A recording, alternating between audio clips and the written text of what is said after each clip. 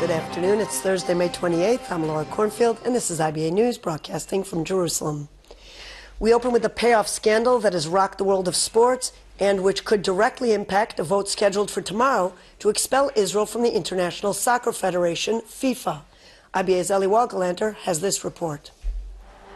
A meeting to discuss the Palestinian Authority's demand that Israel be banned from international soccer may be postponed tomorrow, prompted by the bombshell scandal that has enveloped the International Soccer Federation known as FIFA. The head of the Palestine Football Association, Jibril Rajoub, has been leading the drive to have Israel suspended from FIFA, claiming Israel discriminates against Palestinian Arab players and restricts their movement.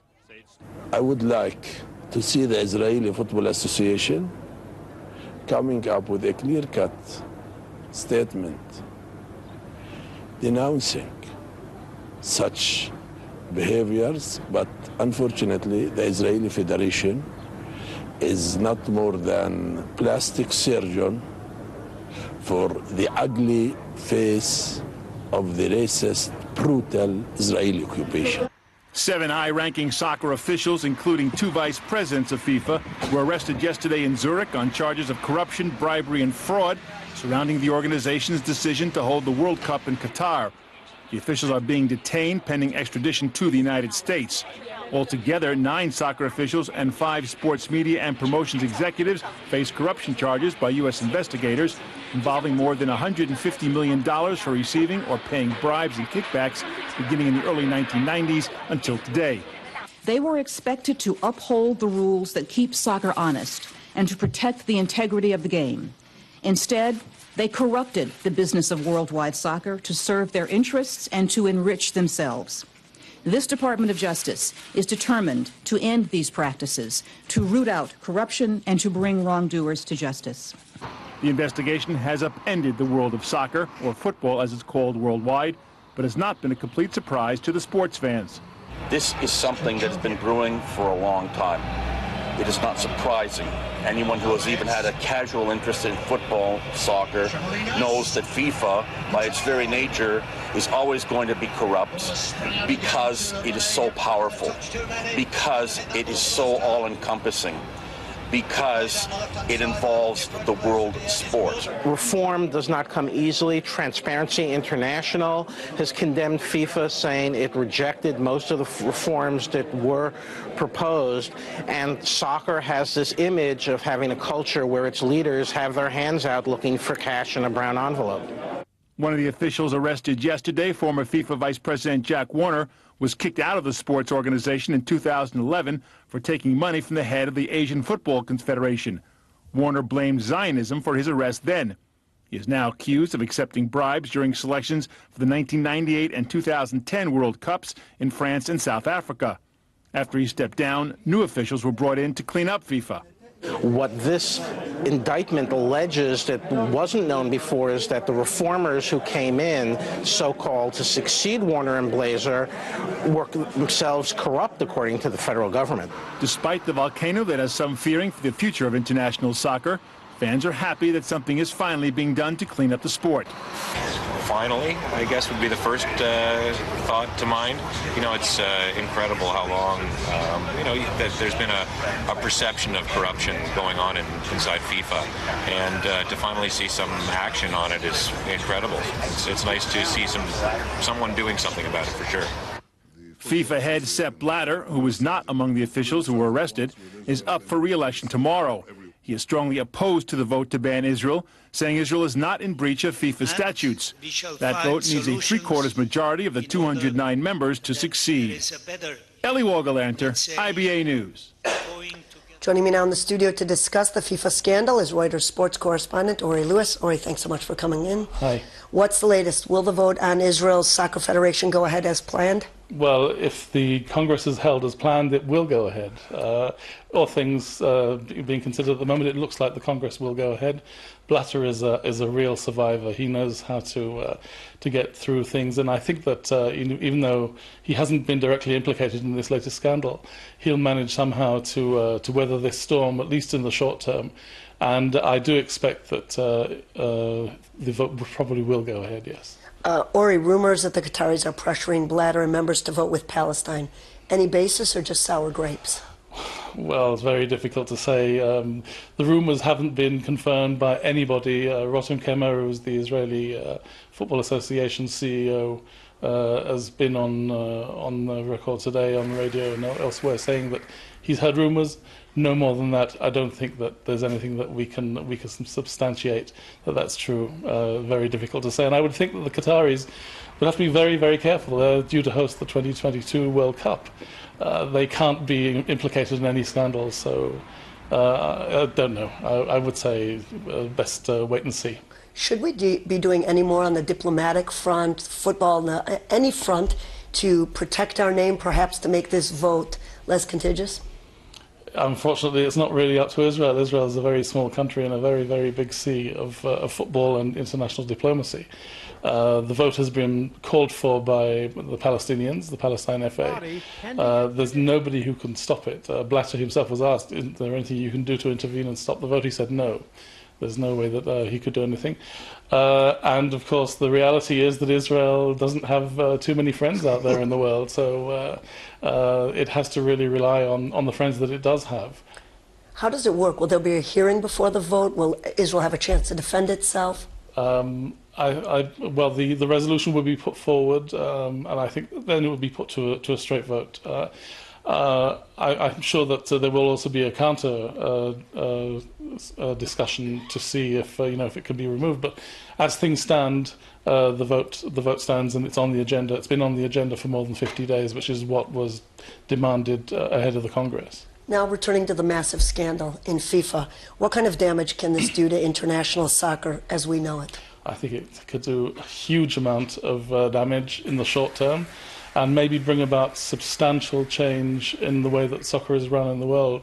Of course, we've got major sponsors involved. It's a multi-billion dollar business.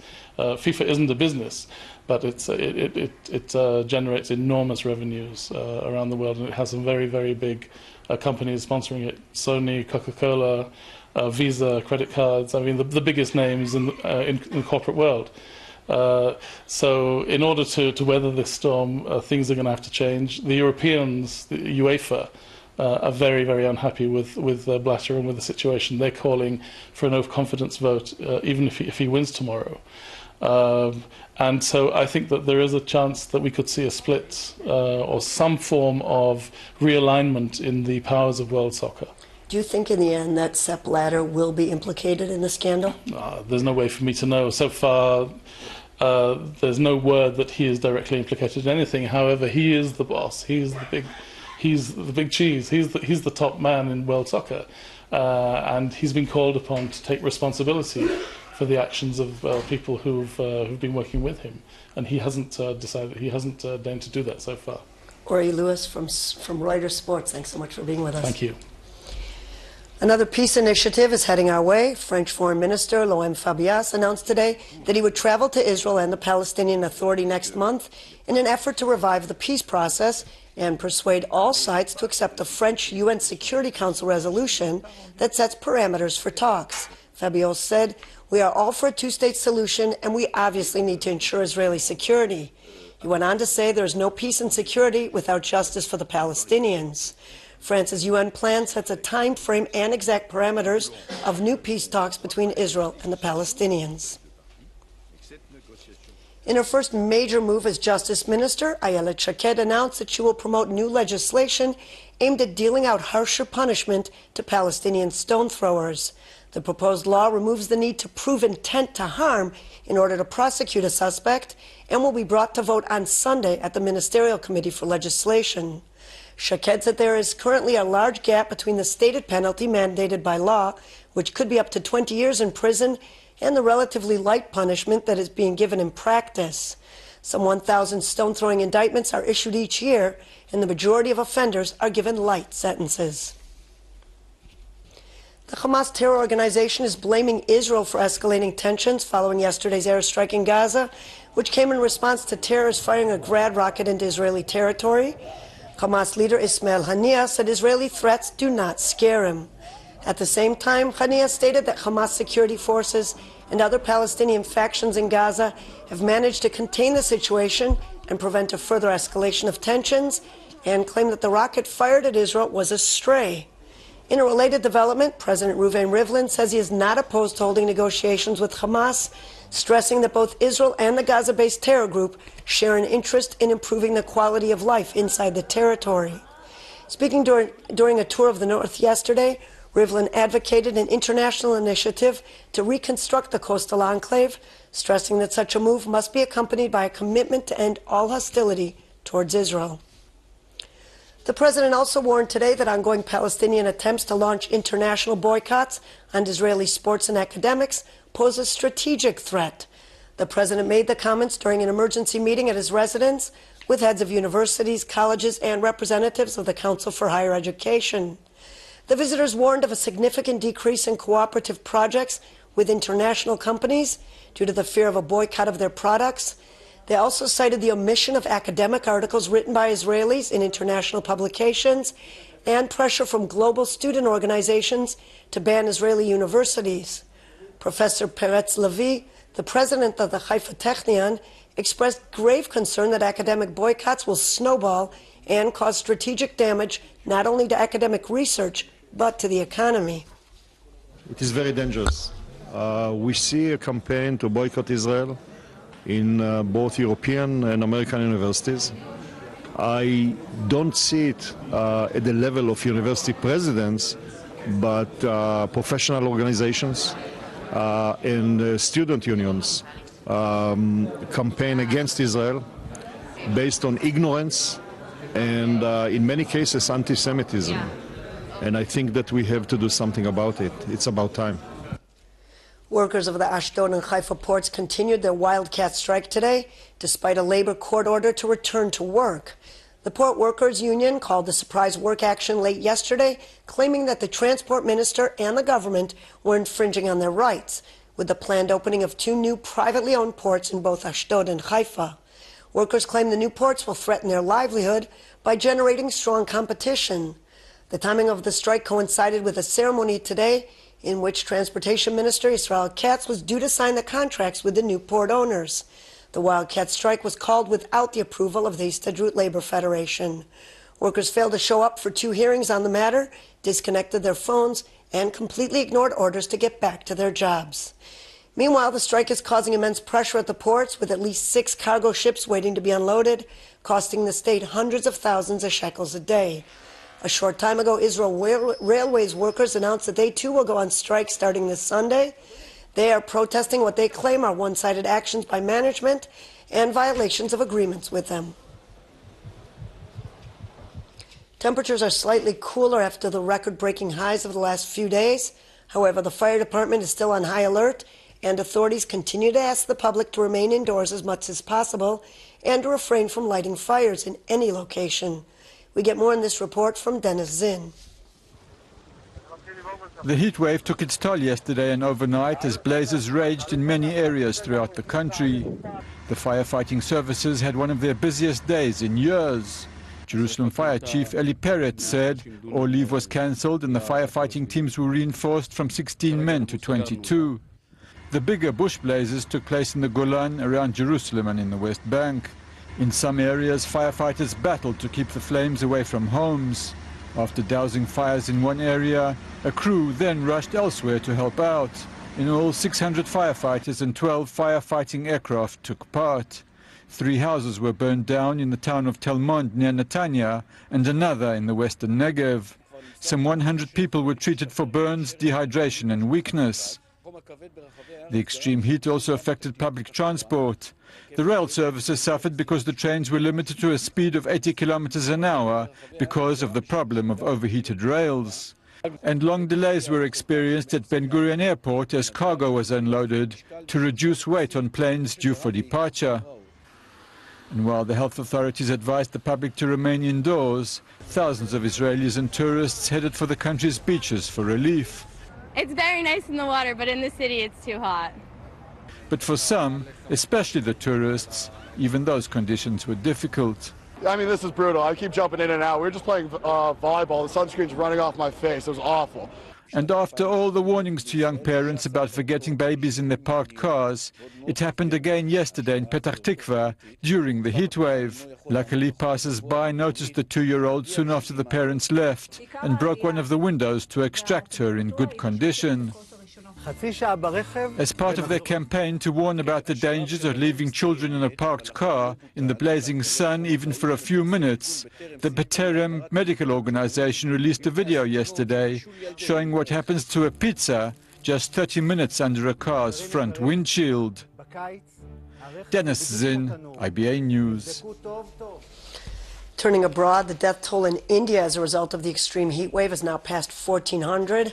Much of the public has been reduced to lying in shade, crowding into rivers, drinking liquids, and basically just trying to stay alive, while understanding the brutal reality that the scorching weather will continue for at least several more days. The heat is warping asphalt roads and scorching crops as officials issue stern warnings to stay out of the sun, cover heads, and drink plenty of liquids. Most of the heat-related deaths have occurred in Andhra Pradesh and Telangana, where temperatures have soared to a hellish 47 degrees. Most of the dead were the elderly and poor, living in farm huts and slums with no access to air conditioners or even shady trees. The crisis is expected to continue until the arrival of cooling monsoon rains, which are expected to begin next week. There's also extreme weather in the United States. Storms and floods in Texas and Oklahoma have left at least 21 dead and 11 others missing. More rain fell in the hard-hit Houston area, only a day after a downpour of nearly 30 centimeters triggered the worst flooding in many years. Thousands have been forced to abandon their homes due to rising rivers and the dangers of flash floods. Texas has been hit with almost continuous storms for the past week to 10 days in what has already become the wettest month in the state's history. It's not only people who have to cope with the extreme temperatures, animals have to find ways to stay cool as well. Reporter Alexander Jen tells us how the animals of the Biblical Zoo in Jerusalem are dealing. Eating watermelon, swimming in the pool, licking icy cold popsicles. No, I'm not talking about the ways that we stay cool in the heat. Animals are using these methods, just like us, to weather the unrelenting heat wave. Temperatures climbing to the 40s and above affect the way we dress, what we eat, what we do during the day, and certainly our behavior and attitude. And animals are no different. They don't have the option of going to a local bar for a cold brew, nor do larger animals have the option of chilling out in air conditioning all day. So instead, the animals of the Jerusalem Biblical Zoo take to the pool. These brown bears enjoy a light swim, wading through the water, cooling their thick coats of fur. And as an extra special treat during the sweltering heat, they snack on watermelon and bear-sized popsicles. We see an animal is like suffering from the heat.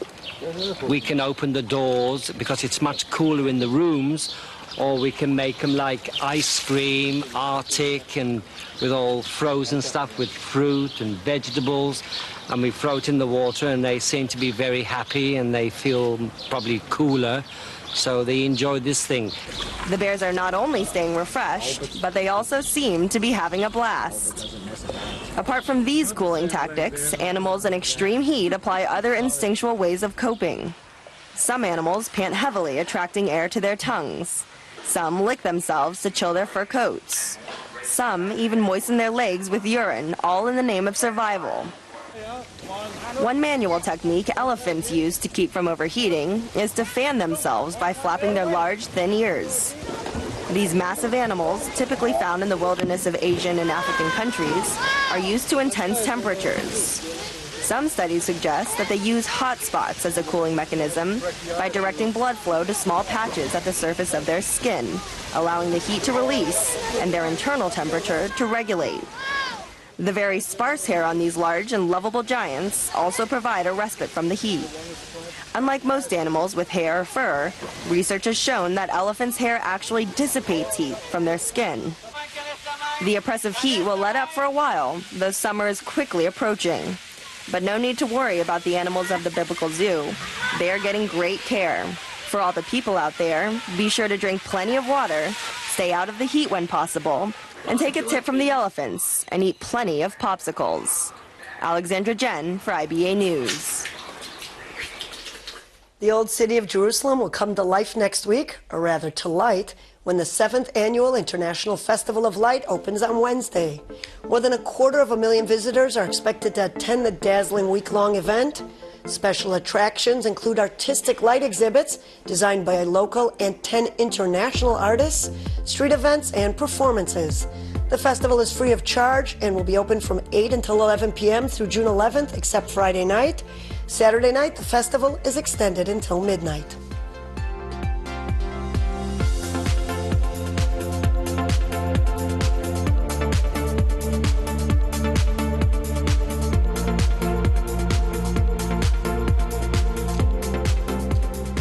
In local money matters, the shekel was mixed in foreign currency trading, and shares were also mixed on the Tel Aviv Stock Exchange on the last day of the trading week. Here are the late afternoon numbers.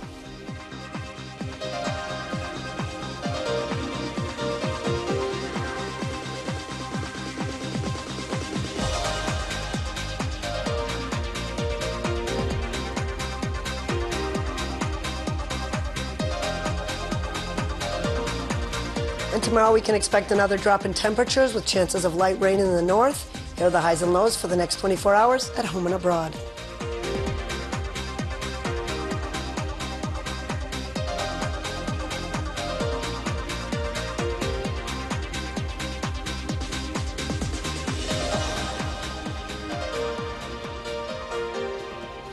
And that's all for this newscast. Aaron Viner will be here tomorrow with more news from Israel and abroad.